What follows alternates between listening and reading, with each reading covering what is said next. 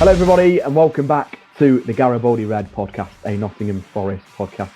It is preview time. It has come round quick after that Brighton draw on Sunday, and to join me to discuss, well, lots to do still with that Brighton game as Nuno Espirito Santo finds out he can be on the touchline for the Forest Fulham game this weekend. Morgan Gibbs-White is still suspended despite an independent panel of referees deciding that he shouldn't have had that second yellow. We'll also discuss the departure of Stephen Reid from the club and everything else surrounding by Forest. Lots to get into, and joined by the main man, Mark Turner. Mark, I was just thinking, actually, I reckon I see you more than my own family at the minute. Oh, wow, I'm touched. Not that I'm like your big brother, aren't I? Yeah, maybe granddad, given the age difference. Right. We'll actually start with Mark. How are you feeling? You know, Forest are kind of not well into the season now, but we are into the season as such, and we've had a good start. We come into this game with a great point away at Brighton, despite all the controversy surrounding it, and we're back home at the City Ground, the first home game in a while. There seems to be a really good feeling around the club at the moment, and I think all Forest fans will be feeling pretty rosy. Would you agree? Yeah, absolutely. I mean, I think there are quite literally no negatives. I think maybe only the slight grey lining to otherwise a very clear sky is that was a play on silver lining on clouds. That didn't really come out the way I expected it to. But either way, the only slight fly on the ointment, there we go, we'll go with that analogy, it is not being able to secure the services of another striker in the transfer window. But we speculated at the time that we thought Forest had enough to get along with, at least till the January transfer window, and that's proving to be the case. But yeah, I'd say our engagement in the community is very positive. We've seen some really nice things happening with the club over the last few weeks. I would say Nuno is definitely growing into his role as head coach at Nottingham Forest, and I think the fans are starting to really warm to him now. I think we love not just the team, but I think we love the squad. I think I think every fan feels really good about the depth we have and the characters we have, and the friendships and relationships that seem to be developing among those players, and how that's manifesting on the field, of course, in results. Still unbeaten. What is it now? 5 games into the season. So yeah, I don't see a downside. I feel very happy about where we are right now, Max, and very bullish about the potential for a successful season hereafter. Yes, absolutely. And you're right. Forest unbeaten in 5, one of the only few Premier League teams to remain unbeaten. Just reflecting on that Brighton draw, and we'll start before we look into Fulham and tactically and how Forest will, of course, ultimately set up on Saturday. We've kind of got to touch on Nuno sending off, which has been overturned as we record this on a Thursday evening. He basically came out with the news in the press conference that he'd apologised to the officials. He shouldn't have acted in the way he has, and that red card has been overturned. The same with the Brighton manager, but it's of course means Morgan Gibbs-White is still suspended. You can't overturn a second yellow, as much as it probably wasn't one. What did you make to the end of that game? It really did have everything in it, didn't it, Mark? And frustrating again. Forest don't want to be talking about referees this season. Nobody wants to be moaning constantly about referees, but we just have no choice sometimes, given the decisions that go against us, and Anthony Taylor having to get involved. I mean, you really just couldn't make it up, could you? So you reached out to me after the game to see if I wanted to join you on a podcast, and thankfully I didn't have the bandwidth to do so, but I told you at the time that was probably a good thing. You didn't want me hot off the back of that game. It was incredibly infuriating.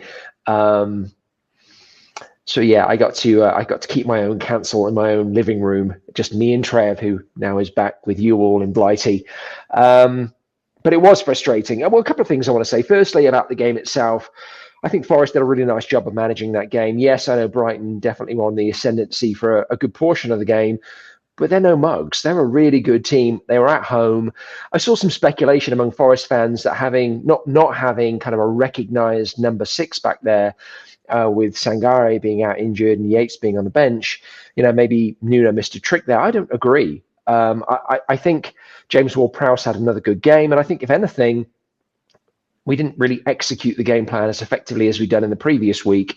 I think having a ball player like James Ward-Prowse in there lends itself to a more possession-based game, and we just didn't do a particularly good job of holding on to the ball. So I don't think it was so much we were unable to win it back, although there were certainly stretches of the game where that was the case. I just think we needed to do a better job with the ball in possession. So overall, I felt very good about the game. I certainly felt good about the result. As far as the Nuno and the Brighton manager red card is concerned, yes, of course, that should have been overturned. And I think it also, as well, Max, brought focus to the fact that when you're giving out yellow cards that automatically then lead to a red, that then lead to an immediate suspension, there needs to be an opportunity to review those things. Several pundits have come out and said this over the last week. In those circumstances, you can't review every yellow card, and if cumulatively over a period of weeks that leads to a suspension, well, that kind of is what it is. It sucks, but that's life. But in this situation where it leads directly to a suspension, there needs to be some mechanism by which that can be reviewed, particularly, like you said, when you have an independent panel who come down in favour of Morgan Gibbs-White. The one thing I did do, Max, is I went back and I reviewed that incident again. It from blowing his whistle to indicate that there was a foul, to showing us the ball shape, 5 seconds. 5 seconds. Do you know how long it then took to go from that moment to the moment where Taylor blew his whistle again? Excuse me, not Taylor. How many are here? Thank you. Sorry. Yeah, the most English-sounding name ever, and I can't remember it. Where Rob Jones went from showing us the ball shape to blowing his whistle again and calling Morgan Gibbs-White over to then give him the second yellow card. Do you know how long that period of time was? No idea. Tell us. 16 seconds. So it took him 5 seconds to wave away players and give us the ball shape, and that was fair and everything else. And then he thought maybe he'd go over and talk to Morgan and say, that was a little heavy, so you're on thin ice. Instead, it took him 16 seconds to essentially be influenced by the home team bench. I mean, the whole thing was just, it was calamitous. It was a joke. And so I'm glad that Morgan has been, that a panel has come out in his favour, but ultimately it doesn't do Forest any good in the long run. No, it doesn't. Forest will be without their key man, really, against Fulham at the weekend, who is such a crucial player. And, it is really interesting with referees. And despite what we say on this podcast, and despite what I say in the podcast and many other times I talk and ramble on about football, we don't want to criticise referees. I don't look forward to coming on here and doing a lengthy discussion about refs, because it's very simple. It gets boring. You get sick and tired of talking about it. However, when Forest are constantly hard done by decisions, and it seems like, I'm not for any moment speculating there's some agenda here, but when this, it's recurring referees that are having these bad games against Forest.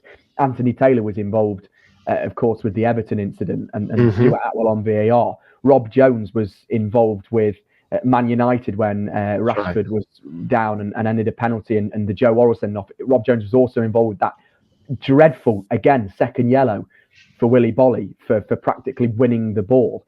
And I actually think with the Morgan Gibbs-White challenge, and I said it on Monday when we did the main podcast, and I'll say it again, I actually thought that you can see maybe potentially the aggression on Morgan Gibbs-White's face, and it was probably a bit of a risky challenge to do when you're on a yellow card. So I actually have a little bit of sympathy with the referee, but as you've alluded to, Mark, what I don't understand is he's shaping the ball in his hands. He's saying he's won the ball, and then in 16 seconds later, Anthony Taylor, the home bench, the linesman potentially interfere with his decision, and he changes his mind completely. Two things from that. How does he change his mind that quickly? Yes, the fourth official can help and assist the referee, but why does Anthony Taylor need to get involved? Who's reffing this game here? And the second thing, if he changes his mind in 16 seconds, why couldn't we have VAR on the field for 16 seconds to tell us that decision was right or wrong? And that's just another topic of conversation. Of course, there's always Arsenal and Man City as well, the debate around that, right? Yeah. Well, so I know, this has been talked about ad nauseum all week long, right, by us and others. So we probably need to put a cap on it. But here's what I'll say. in conclusion, from my perspective at least. The one thing that's remained consistent as the game has changed and, in inverted commas, evolved over the years is the old adage of there's no point arguing with the ref because you're never going to change his mind. That is a staple of football, right? So, and that's what Cloughy was all about. It's like, I don't want to see my players doing that. I don't want to see you arguing with the referee. It makes us look bad, and he's not going to change his mind anyway. I mean, it's essentially, even though I don't know that it's a written law of the game, it kind of is. And yet somehow we witnessed the opposite this week. So not only was it ridiculous in and of itself as an isolated incident, but what kind of precedent does it set as well? If we truly believe that Rob Jones has been influenced by Taylor or by the Brighton bench or the fans or whomever it may be, it's just incredibly egregious and dangerous. And so so I hope somebody's in Rob Jones's ear between games. And that we might see a change in how he referees games moving forward. Yeah, I don't want to talk about Rob Jones for the remainder of the season. So please, Rob Jones, if you're listening, if you know Rob Jones, don't make any more silly decisions. Right, let's move on to the main talking points. Well, in fact, let's touch on Fulham and we'll kind of mention some other bits and pieces at the end. Another big game back at the City grounds. Mark, would you expect a lot of changes in the side, or will Nuno settle very similar? And obviously Fulham are flying. And I think you forget that Fulham came up with Forest and Bournemouth in those newly promoted teams in the promotion season, and they've come on leaps and bounds. Marco Silva's a great manager, and they've got some really key players that Forest really have to watch on Saturday. Yeah, I'm actually really excited about this game, Max. I think this is a really evenly matched battle. Obviously, the two teams are side by side in the league. I think Forest currently sit in 8th, Fulham in 9th. I think they have the same goal difference. The biggest difference, of course, is that Fulham have lost a game recently to Manchester United. It's interesting when you look at the games that Fulham have played this season. Yes, they had the really impressive opening day victory against. They lost against Manchester United on the opening day, but they had the really impressive victory recently against Newcastle. Beating Newcastle 3-1, even though it was a Craven Cottage. I mean, that's not to be sneezed at. But if you look at the other games they've had, they've arguably had some layups. They've had some teams that are really out of form or just look weak this season. West Ham United, they drew with Ipswich Town. They beat Leicester. And that was, the second game of the season. So early doors for Steve Cooper. I think Leicester have gotten not much better, but better subsequently. So Fulham really haven't had much in the way of tests. I think this is going to be a real test for them. And one thing I will say as well, Max, it's going to be really interesting to see how the front four of both teams match up. It's probably going to have Jimenez playing centre forward, Smith Rowe tucked in behind him, Alex Iwobi out one side, and Adama Traore out of the other. It's a good front four, that is. It's a really good front four, Max. It is a really good front four. And if you look at what that front four has yielded this season, arguably it's been better than what Forest have done. So Jimenez, 3 goals to the good so far, just like Chris Wood. Traore and Iwobi both on the score sheet this season. For Forest, obviously, Callum Hudson-Odoi is notched, but Alanga hasn't yet. And then Emil Smith-Rowe, who I think a lot of Forest fans would have loved to have seen in the Garibaldi, he's already 2 goals to the good. Morgan Gibbs-White, despite his England call-up, only the 1 goal so far this season, and of course won't feature this weekend because of the aforementioned ban. So I think the two teams are pretty equally balanced. I think Forest have a little more quality across the board, but I think a lot of how this game is going to be decided this weekend will come down to that front four. So to your point around how Forest going to line up, let's get in the weeds on that because there's some choices for Nuno to have to make. There is some choices. I'm going to throw this one at you because I've seen a bit of debate on social media, and I was even having a conversation with a good friend of mine the other day, and we were on about whether you'd bring in Jota Silva and give him a bit of a first. Well, it would be his first start in the Premier League. Don't take that anything away from, of course, Anthony Elanga. But what I think with Jota Silva, and we saw, of course, against Brighton, I just think he has that energy from the start, and maybe Nuno and Forest will utilise him throughout the season as a substitute off the bench, and it's great to have that depth on the bench. However, for me, the energy he is showing, the contributions to goals, the way he's getting involved, I quite like the blank housery of him as well at times. And I just feel that maybe he deserves a start in front of the home fans at the City Ground. I don't know what you think on that, Mark. And don't fix what's not broken in a way. But maybe Nuno will try and implement him in some way by starting him on Saturday. So are you thinking he comes in for Morgan Gibbs-White? Possibly, but also maybe a straight switch for Anthony Elanga. I think, of course, you can't take anything away from Anthony and the passes, and certainly to Callum Hudson-Odoi and his chances created, and of course his pace at times. But I think Elanga has many chances that I would just wonder if Jota Silva would maybe do better with. Maybe that's a bit of a rash opinion from me, being but I would honestly be tempted to do a straight switch. Or we have the beauty, as you've just alluded to, is he comes in for Morgan Gibbs-White. Yeah, I think there's any number of ways to skin this cat. I think Jota could come in certainly for Morgan Gibbs-White. I also think you've got other options in the 10 as well. Elliot Anderson, of course, is one. I think James Ward-Prowse could play up there as well. In both those instances, then you probably be backfilling them with Ryan Yates. So there's options there. If you bring Jota in for Morgan Gibbs-White, I still think there's a potential case for resting Elanga and bringing Sosa in instead. Obviously scored his first goal for Forest against Brighton, and had a good game and has played well the limited minutes he's had so far. So again, I think there's any number of ways to come at this. Personally, I think I would like to see Elliot Anderson moved up into the Morgan Gibbs-White, easy for me to say, role. And I'd like to see Yates brought in there. Obviously, I'm a fan of Yates. I don't think he's let us down at all when he's been on the field this season.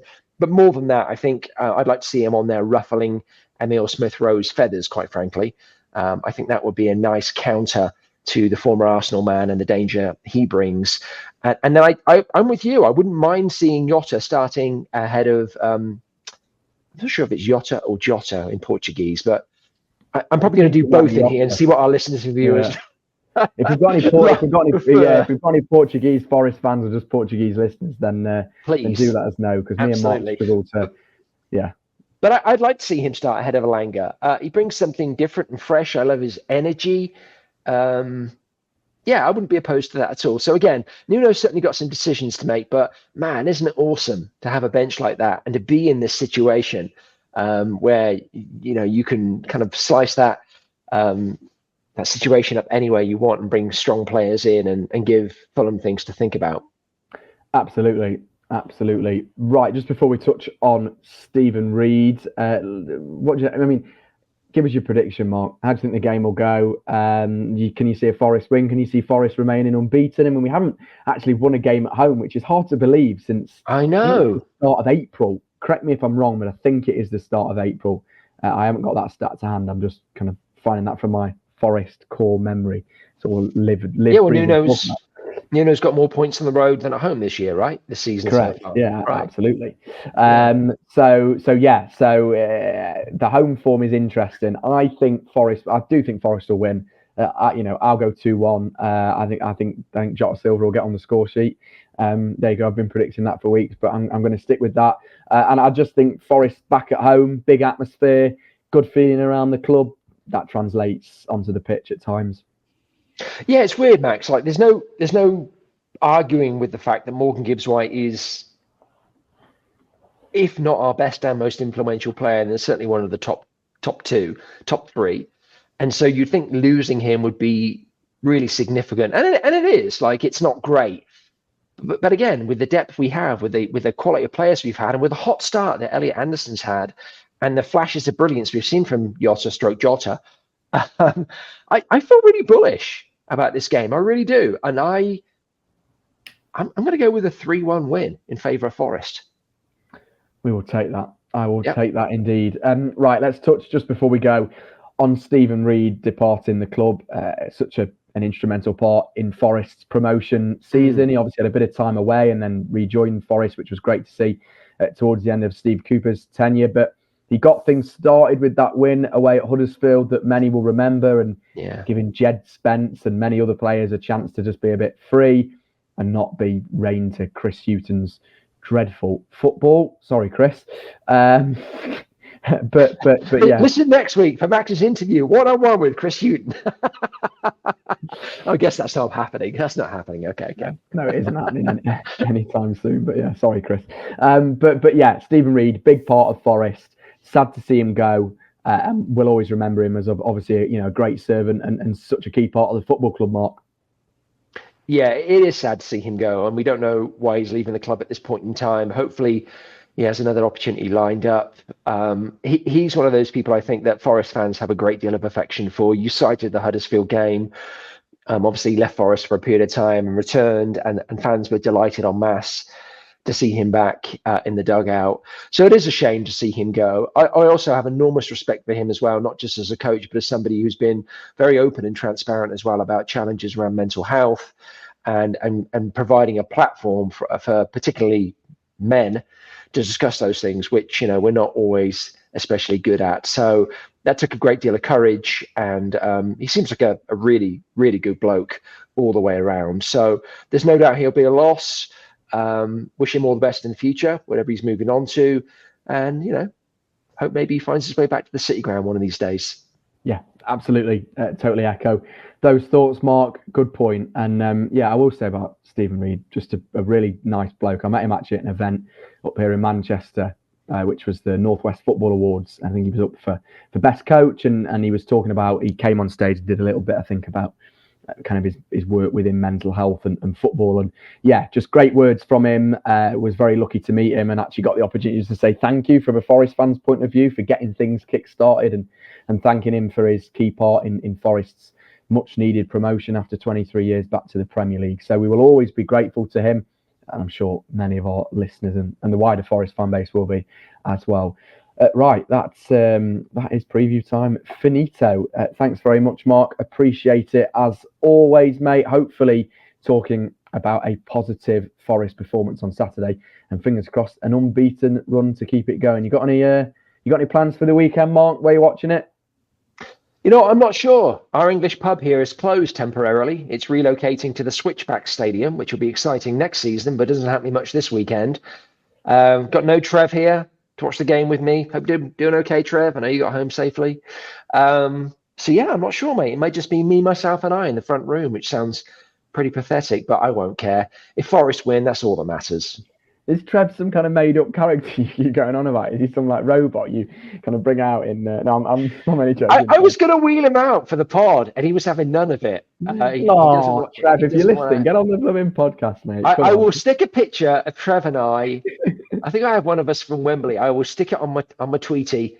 So anyone who's desperately bored, I want to go check out. I can't even remember what my Twitter account is. But I'm sure you can. Footy, there you go. There you go. Turner Talks Footy. There you go. I'll stick one of those on here in the next hour. So those who are curious, Trev is single too. So and he lives in Brighton, which is a really cool town as well. So there you go. Very nice. Anyone out there? I can't believe this has become a dating service for Trev now. Anyone out there that fancies Trev, give us a shout. We'll get you matched up with him. God, these podcasts do take a funny turn. Right, I'm going to go before Mark starts talking. And do you know what, Mark? If you're bored on Saturday, just get a flight over, mate. I'm sure we'll pay for it. You can stand outside the City Ground and do an interview with Match Day with Max. It'll be one of these days, my friend. Yeah, absolutely. Right, give us a like, share, and subscribe on YouTube. Follow us across Spotify and Apple Podcasts. And as always, for your Forest-related content and dating tips, you know where to find us. From me and Mark, come on, you Red.